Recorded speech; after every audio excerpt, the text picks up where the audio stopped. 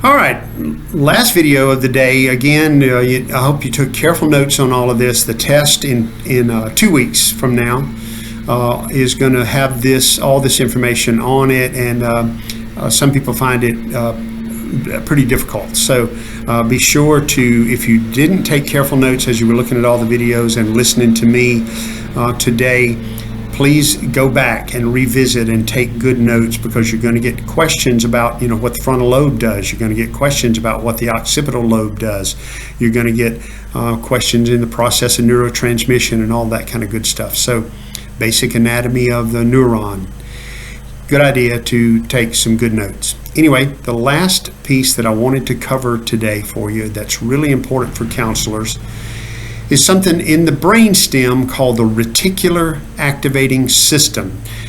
It starts with the reticular formation. Let me put up another little diagram. Remember, not an artist, okay?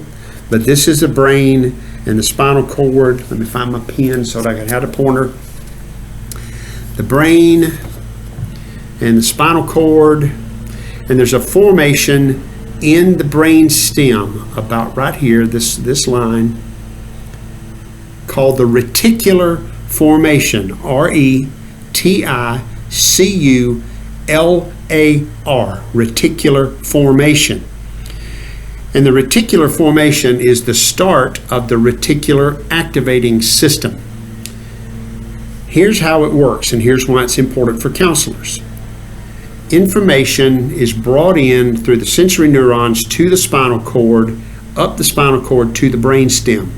The reticular formation is thought to act as a gatekeeper.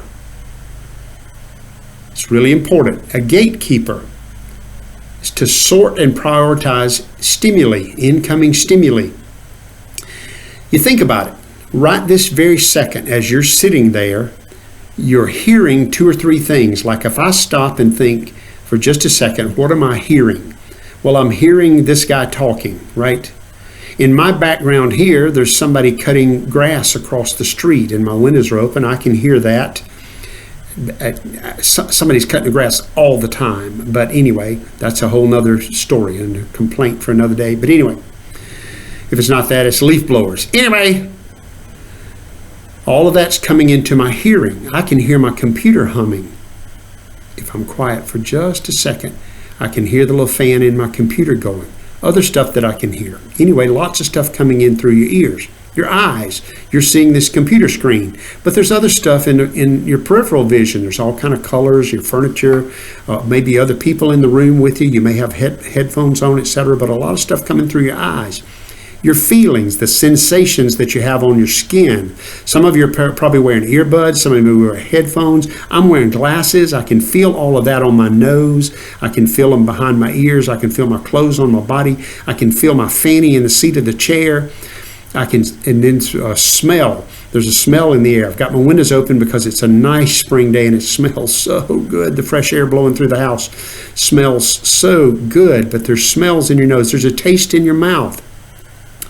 Whatever you last ate or drank, probably there's a taste in your mouth. So you got all of this information coming in simultaneously, all at the same time. So what do I pay attention to? Well, I pay attention to what's most important. And the reticular activating system has a semi-voluntary function where your brain can train it, or you can train your brain to sort out what's most important. And you've done that naturally all your life, to train your reticular activating system to identify what's most important and bring that information in. And it goes up the brain stem into the midbrain and the thalamus. Remember the thalamus? The thalamus relays signals to the rest of the brain. So the reticular activating system is the reticular formation, the thalamus, and the cerebral cortex all working together. So what happens is information comes in through the reticular activating system, your brain assigns it a priority, and then sends it to the thalamus, where it's further sorted and sent to the proper areas of the brain. You remember the lobes of the brain that have to do with this, and the parietal lobe, the frontal lobe has to do with this, parietal lobe has to do with that, occipital lobe has to do with the other, and your thalamus sorts it further and sends it to the proper areas of the brain for sensation processing, auditory processing, visual processing, etc. And it acts, like I said, as the gatekeeper to sort all that stimuli coming in. Otherwise, what would happen? So what do you think one of the theories about attention deficit and attention deficit hyperactivity disorder is? That's right. That the reticular activating system is not acting as it's supposed to act. Way back in my early days as a baby counselor, the first time I ever encountered ADD, attention deficit disorder, and how they treat that, we were having a treatment team meeting where I was working, and the psychiatrist, we got this kid, the kid is just bouncing off the wall. He can't stay on task. He can't focus. He can't do anything. He's just literally frequently running and screaming, and it's hard to intervene, hard to get him settled down, hard to get him stopped just running wild. And the psychiatrist in the treatment team meeting, and think about it, I'm just a baby counselor, this is back in probably 1977, the psychiatrist says, I think I want to put him on a stimulant. And I'm thinking, in just my tiny little 6th grade Alabama public school educated brain, it seems stimulated enough to me, doc. But that was what I did on the inside. On the outside, I asked a reasonable question. And I said, tell me how that works, because I'm not sure I understand. See, because I can't act like I got a brain when I want to. It's pretty rare, but I can. So he said, well, the theory is that the reticular activating system is not doing its job, because the reticular activating system is supposed to sort and prioritize incoming stimuli and then distribute it to the proper areas of the brain for focus and for action and reaction. And when the RAS is sluggish and not doing its job, everything's just coming in unabated. So how can this kid possibly pay attention? And I went, that makes pretty good sense. And so it seems paradoxical, and I've heard people talk about it as kind of a paradoxical intervention, but it's not paradoxical at all if you understand how the RAS is supposed to work, and if it's sluggish, what it's doing because it's not working. So it's not a paradox. You give somebody a stimulant who's already stimulated, and they calm down. And that's what happened. It was like magical. They gave this kid this, at the time, Ritalin. Before Ritalin came along, they used amphetamines to treat kids with ADD back in the 1960s. Had a bunch of adverse side effects, as you can well imagine: stunted growth, stunted cognitive ability to some extent, stunted emotional growth to a certain extent, and a weird thing, they call it the raccoon syndrome, where they would get dark circles under their eyes with the amphetamine. And so you could tell a kid who was on ADD meds back then because they had dark circles under their eyes. But Ritalin came along, got rid of a whole lot of those side effects. Now there's several different medications, Adderall probably being the most prominent one that they use to treat attention deficit disorder. But that's how it works. That's why it's important for us to know what's going on. It's not the kid being bad. True ADD is not a kid being bad, and Adderall is a miracle drug. You give the kid the medication, and he or she is all of a sudden can do what they need to do. I coached Little League soccer, baseball, football, and basketball for a lot of years, like 17 years, as my 3 kids were growing up. And was coaching a soccer team one time. We had a great team. It was what's called a select team, a team you have to try out for. And I was one of the coaches, and we had this little girl who, if she was taking her medication, she was unstoppable. She could take the ball and go the length of the field, put it in the back of the net anytime she wanted to. She'd go end to end. Good team player. She would pass well. She kept herself in good position on the field. She knew how to move in concert with the other players. Great player when she was taking her medication.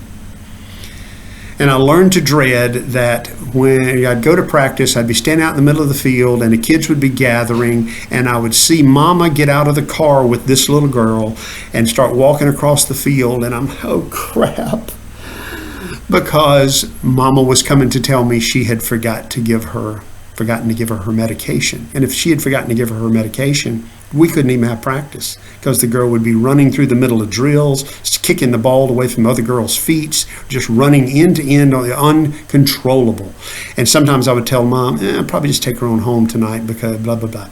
And then I got to where I would call her before practice, please make sure she has her medication. And then on game day, please make sure you get her medication before we get to the game. And we were unstoppable. We had 2 back-to-back seasons where we were undefeated, and we allowed 3 goals, count them, 3 in 2 back-to-back seasons anyway, and averaged, I'd call off the dogs because I'd have to sit this girl down after about the first 10 minutes because we'd be up 6-0, then I'd call the dogs off because every time she touched the ball, she put it in the net.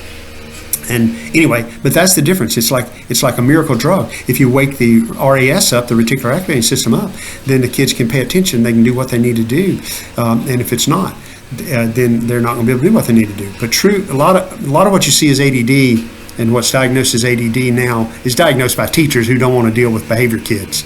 And what it really is behavior. And so if you see a kid who's not responding to attention deficit disorder medication, Ritalin, Cylert, Adderall, then they're probably not really ADD. They're probably a behavior disordered kid. And so you need to do a real careful assessment. Anyway, you thought that you needed to know that as a counselor because you'll see a lot of kids. Some of you work with children and teenagers, and there's a lot of adults who have attention deficit issues too into their adulthood. So you'll be working with some of them, and you will be the first line of defense to recognize this might be ADD, and maybe appropriate to get them some medication to help work with that. So anyway, that's kind of it for the reticular activating system, the last of these videos for today. I hope that you got some significant information out of this. I hope you learned important things that counselors need to know. We add on to this with psychopharmacology in another week or 2. So you'll go take your quiz now. I hope you took really good notes, the 10-item quiz at the end of this. And then all this material will be on a test in a couple of weeks. So take care. I miss seeing you face to face. I really miss talking. Y'all are a great class, and I really, really miss interacting with you guys. So let me know, as always, if you got any questions, if you got any concerns. Let any of us know, and I'll look forward to seeing you hopefully soon. Bye-bye.